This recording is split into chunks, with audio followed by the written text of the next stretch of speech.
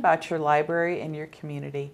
And this evening, I'm pleased to introduce Cy Maroon, who is the Supervisor of Traffic Operations for the City of Peoria, and he's the guy in charge of snow operations. Very important this time of year. Hi, Cy. Hi, Tricia. Well, December wasn't too bad, but we never know what's coming with snow operations. So after last year, you probably got your fingers crossed that we get a bit of a break, huh? Well, so far so good for this month. I think for budgets, for equipment, for citizens traveling. I mean, it's been good so far, and I mean we're just about to the end of the month. But you're right, things can change, and they can change overnight. Yeah. Well, it would be nice to get a break after last year's record everything, and it is a drain on the budget. We've got a picture here. And I don't know if that was last year or previous year, but that was previous years, but that does look a lot like last year.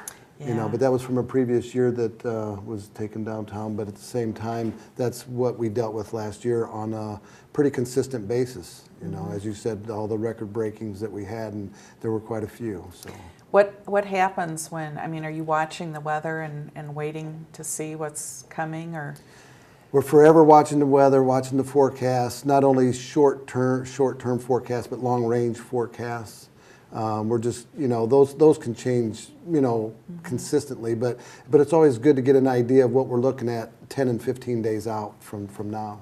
And then what do you do if they're predicting major storm? What's your order of business for getting Well, if ready? they're predicting anything, in the near future, snow is obviously the biggest thing that we do in the winter months.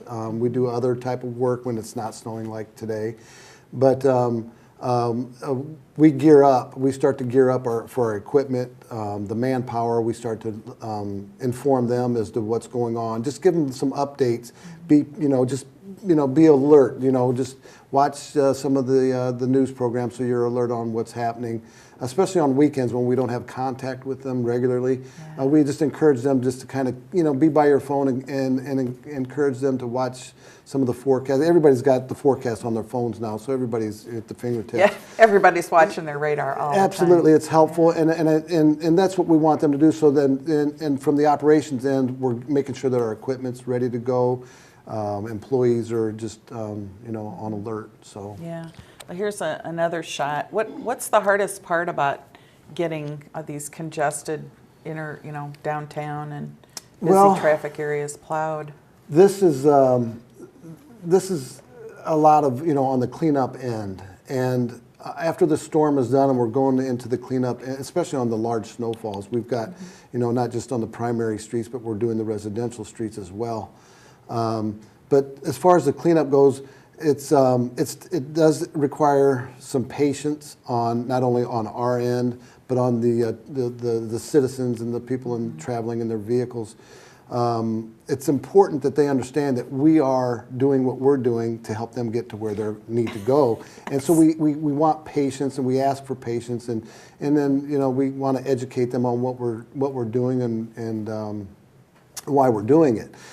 These types of cleanups do take some time because during the day, everybody's life doesn't stop so that we can do what we need to do, but we all need to function together. Yeah, everybody just needs to take a deep breath and say, okay, it snowed, we've got to get back to normal. You can't go on just like it was. Everybody's so focused on what they need to do. Yeah, well, we're all kind of like looking in what we have going on just within our realm of our lives, but it's a bigger picture, and especially when it's snow and the large snows, it does take some time and effort to do that cleanup, and it's all for the good of travel. Everybody, to be able to get somewhere. And nighttime looks like. Yeah, this is a nighttime shot of us cleaning downtown sidewalks, and one of the things that's beneficial to doing some cleanup at night is that we don't have the traffic and as many people that are out, and especially with the downtown area, which this was taken in the downtown area, we can get into those areas, clean the sidewalks, clean the streets without interfering with people's work and lives throughout the day. Yeah. So this is a benefit to, it's a benefit to everybody, but it really helps us in a timely manner to get to that point of cleanup. Yeah, so you almost always are working overnight. Yes. When there's storm cleanup. Absolutely. Yeah, residential mess. Yeah, that's just a residential area. That, you know, this was actually what it looked like last year most of the time. Yeah. Even last year at this time, we had, I believe, we had about 8 inches of snow on the ground, and it can look like that. You know, I mean, that was obviously not just an 8-inch time frame, but that was the accumulations that had taken place, and so that's just something that we have to deal with. It's a big picture when it's out there. It's not just where we're going from point A to point B as a citizen traveling through town, but there's a bigger picture out there that we want them to be aware of, that we're trying to do the best we can and allowing them to get where they need to go at the same time. Right. So I advise people, remember, it's not just you, it's affected everybody. It's everybody. And we're doing our best to get those roads clean and just hang on. It's a big picture. Yeah. So. And it's nice too when people are trying to get to work or trying to whatever it is they've got to do, if there's some understanding on the other end too. Right. I remember being very young and having a horrible snowstorm that the world was shut down, and I asked my boss if I could leave early because I had a small car low to the ground.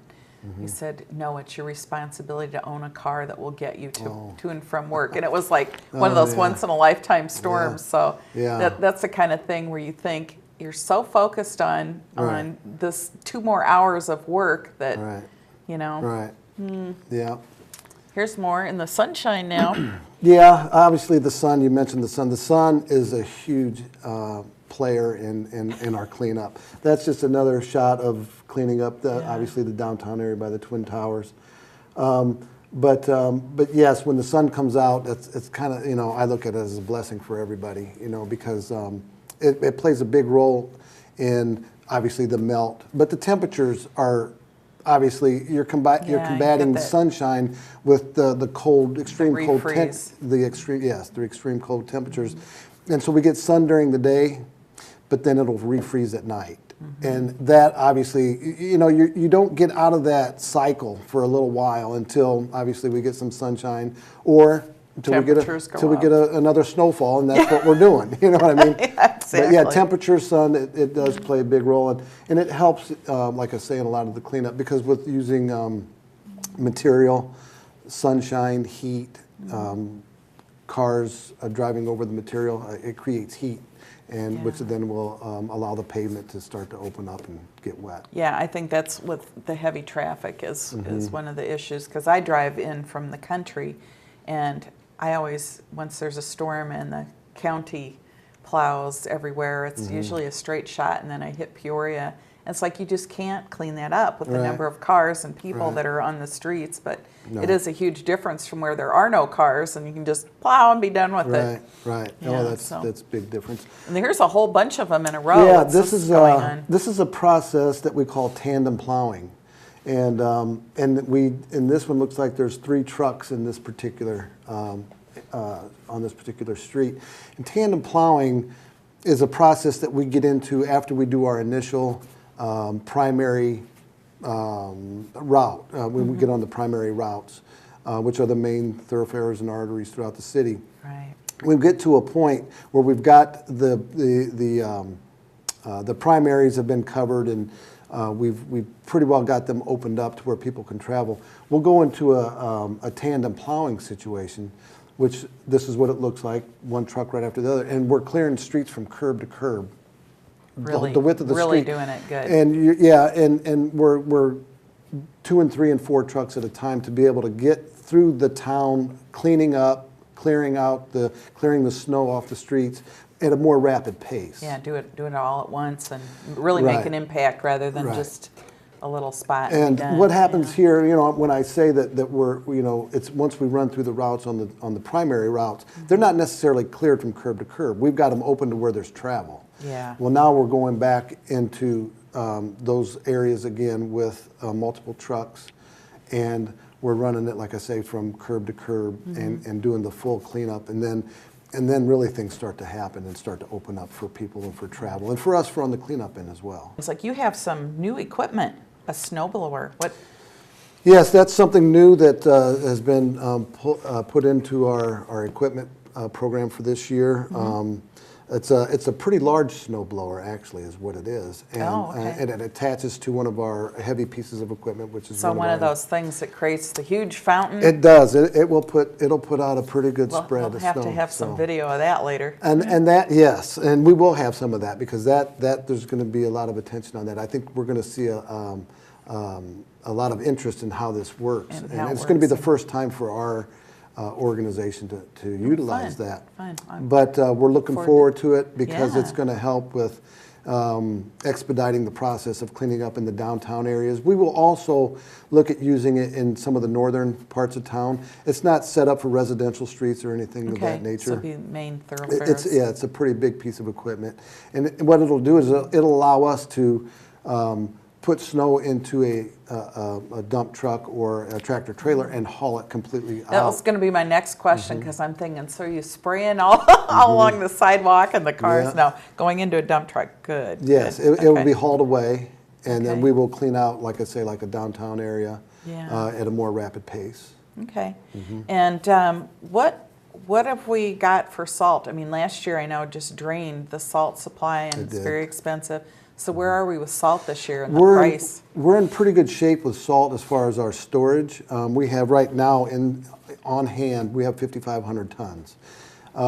That's not all that we want to have as time goes on, especially depending on the winter. Right now, we're in pretty good shape, but Yeah. that could go away in a hurry.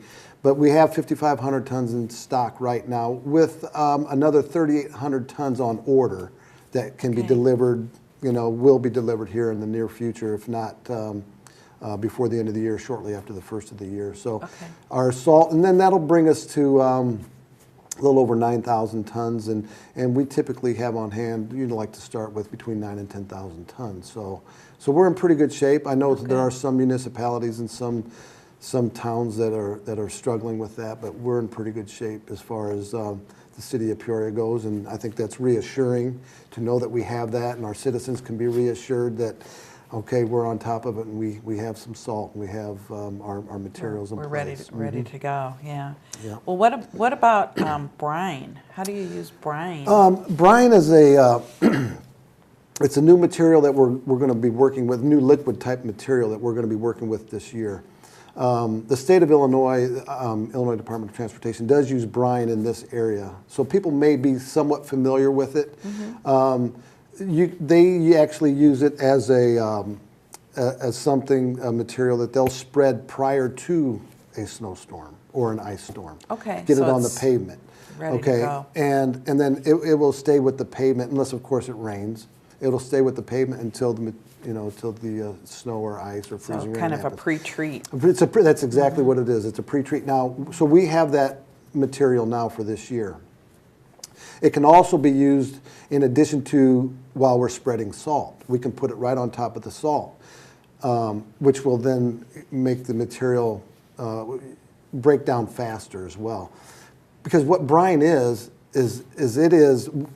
our salt turns into brine when we have moisture on the Right. ground, Yeah. and the vehicles will go through and crush the salt, break it down, and then we start to see how things start to run off and start to get wet, and the snow goes away. Well, that's what brine is. Oh, It is okay. salt, and it's a salt mixture with water you can make brine as a process, but salt actually turns into brine as you're salting streets because of the heat from the tires. The moisture is breaking down, or the salt's breaking down, or I'm sorry, the snow or the ice is breaking down, Right. and it creates that brine. But now we can actually use it on the front end, and we will be able to pre-treat as well. Great. So this Okay. is used in addition to our calcium chloride, which is another liquid that we use, but we use them at different temperatures. Okay. Calcium can be used at That's the all. very extreme temperatures of, say, below 15 degrees down to about 20 below zero. Brine we can use, obviously, to about a 15-degree temperature. Okay. So it's just another form of application Yeah, that we have. and much more scientific in how you do it and when, and all in an effort to make the streets safer. Okay, Cy, well, we've got another guest, and so we're going to look at some video of our fabulous city crews at work and get our next guest on here. Okay, great. Thank you. Thanks.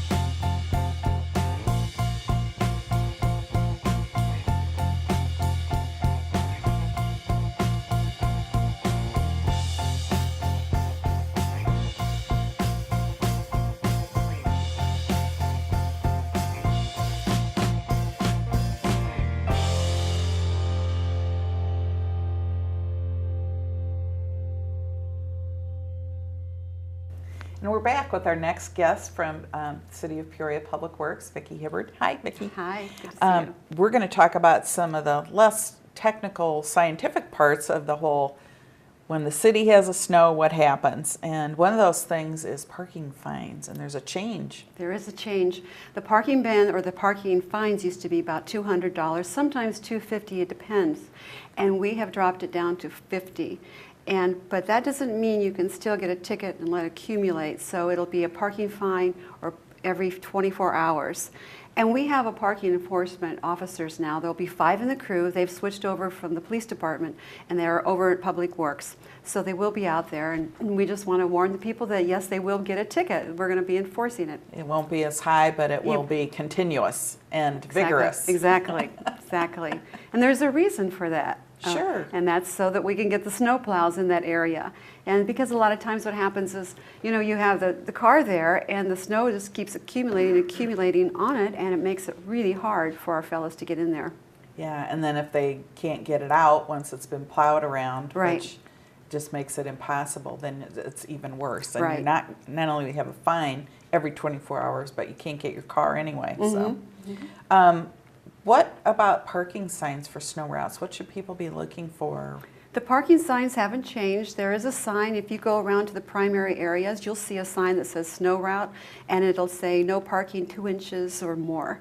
And we do enforce that. A lot of times people would call and say, well, I didn't see the sign. Well, and they're parked right underneath it. Yeah. And they're like, well, You didn't look for you the didn't- sign. and they're going to get a ticket. And so that is the main thing that we've had. We've had the police officers last year and the years before have done a fantastic job of trying to educate, but people just don't really look. They don't think that we're going to enforce it, and we have to. It's Yeah. for the safety of everybody in the community, and it helps for our fellows to get out there and clear the streets.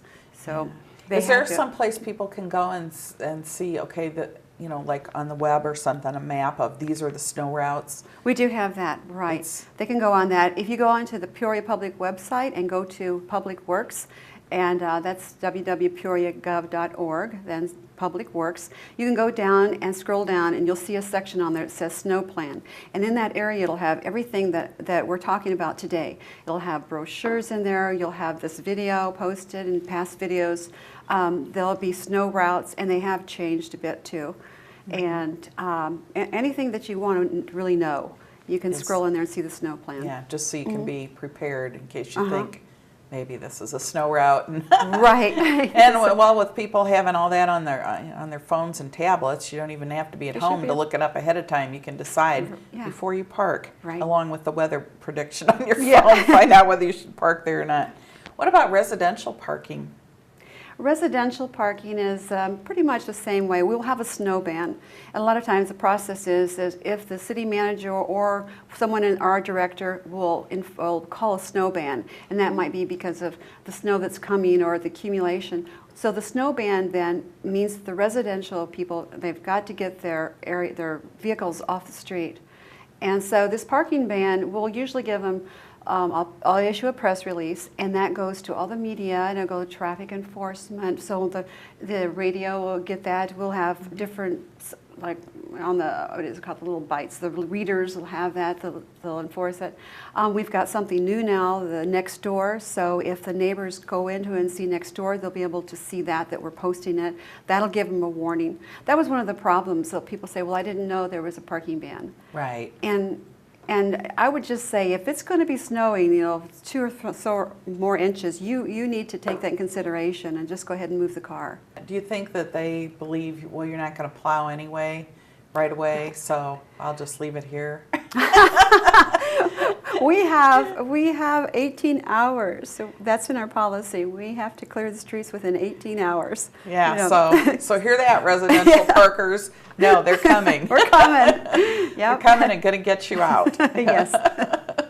It's a much more efficient maybe, and things have moved along. I see so much progress in the way the city's cleaned up and things are taken care of, and Right. right down to the enforcement, because the enforcement is the last piece of that. Yes. Exactly. So how do you tell the public though? There's a parking ban. How do they find out? Well, the main thing that we do is first a press release goes out. Now, this press release goes out to all the media, so we have the TV, the radio, the print. It goes out to neighborhood associations. It goes to a lot of the major people that work for the community and the county as well. And then if you want to, you can actually go onto our city website and you can plug in so that you can get an alert and get a notification every time there is an emergency. So that's one. And then from that, it spreads all out to where we have people will call us for interviews. The media will come in, situations like this. So we also have a hotline. That's one of the things I want to mention. We have a call center. Okay. And so they can call 494-8850. And there is a recording, so when there aren't people working, there is a recording that will tell the status. I try to update that when I get the information from the streets fellows. And then we have, in really bad times, we have people manning that phone system so that they can call, people can call in complaints if they have some issue or problem, not an emergency, but for instance, if they want to know about their street being plowed, or perhaps they did get stuck, or they want to make a notification, they can call. And last year we had a lot of phone calls. We had an awful lot. It was, I don't know, 300 more a day. Yeah, and last year was an unusual year, Right. record-breaking. Right, so we had to address those issues. And there are other things that happen as well. We have, let's see, well, we do the brochure distribution too, like for instance the library, so we're updating that right now. We give it to schools, and we go and talk to different schools to educate them. We'll bring a snow plow so that the kids can get on it and ride, and we'll tell them all about the system of that. And then I give them a little goodie bag so they can take home to their parents to educate their parents. And then we have also organizations. If anyone wants a speaker to come to their organization to talk about the snow policy, well, we can arrange that as well. Oh, great. Okay. So there's a lot of opportunities and a lot of ways to find out about what's going on. Right. So do you want to, we just have about a minute left here. Do you want to tell us about your website and what we can find on there again? Sure. And the website is www.peoriagov.org, then Public Works. Scrolling down, you'll see the snow plan. And on the snow plan, you'll be able to find this video. We'll put the YouTube video on. You'll be able to download brochures, and you'll be able to look at the snow plan itself to tell all the information that we've talked about today. Oh, that's great. Thank you so much, Vicki. You're welcome. Thanks. And I think this will be really useful information. And if you missed any of those phone numbers or websites, just call Peoria Public Library and we will get them for you. See you next week on Information Please.